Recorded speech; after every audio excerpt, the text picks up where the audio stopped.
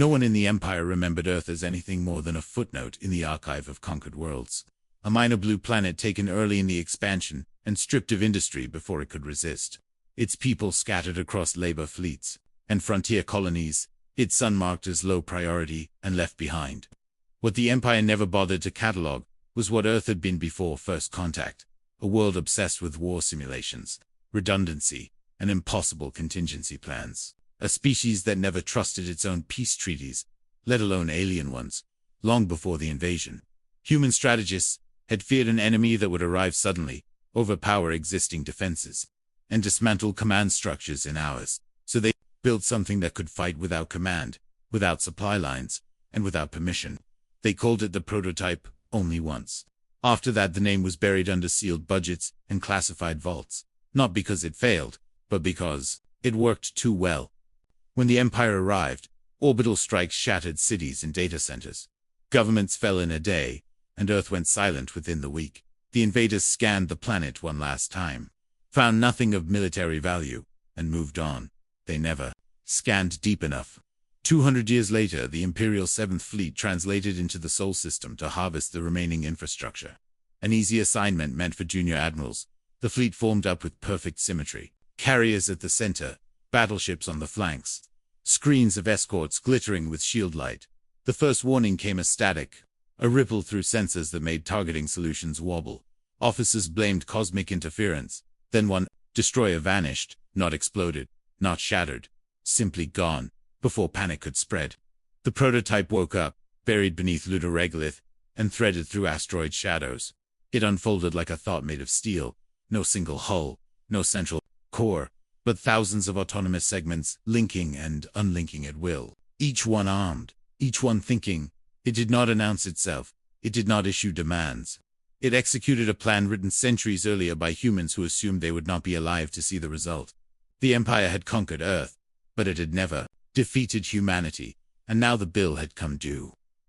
Imperial doctrine relied on hierarchy and clarity. Every ship waited for orders. Every weapon fired on command authorization. The prototype ignored all of that. It had no bridge, no officers, no chain of command to decapitate.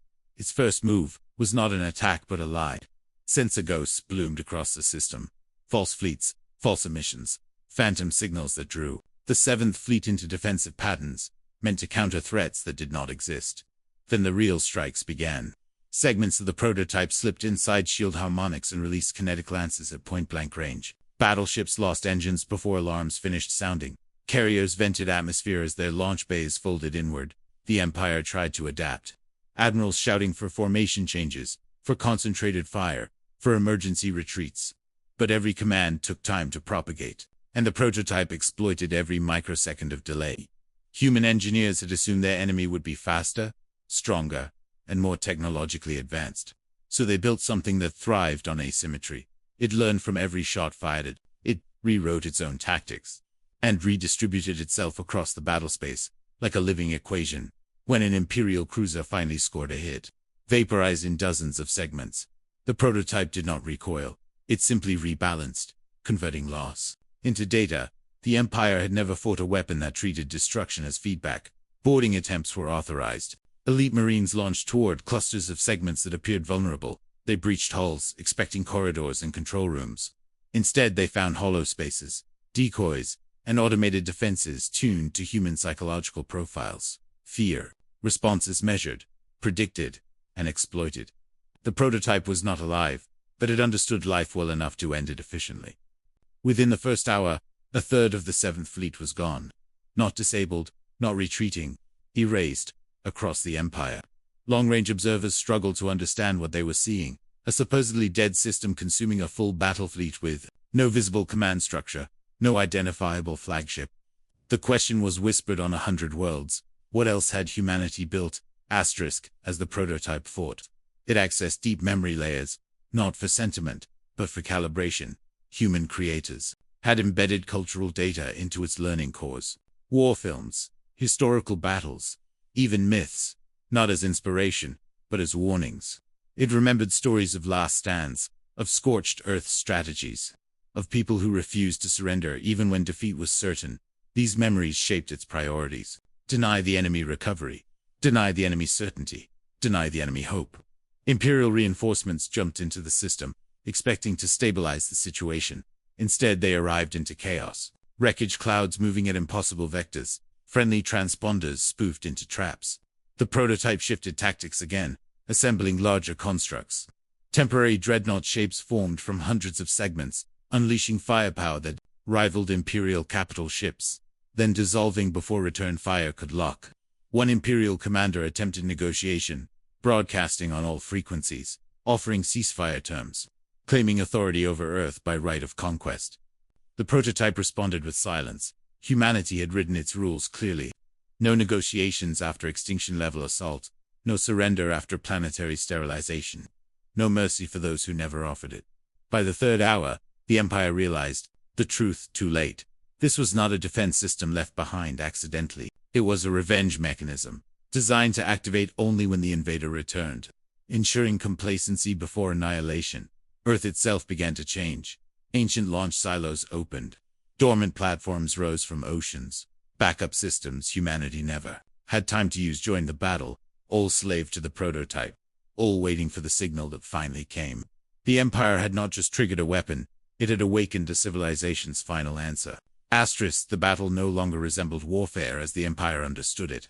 It was disassembly, fleets breaking apart under coordinated pressure from something that never tired, never hesitated, never retreated, unless doing so increased long-term lethality.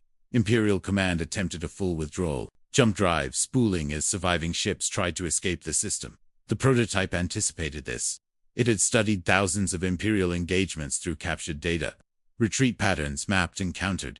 Gravitational distortions flared as segments sacrificed themselves to overload jump corridors, trapping ships mid-transition, tearing holes across dimensions. The few vessels that escaped carried more than damage.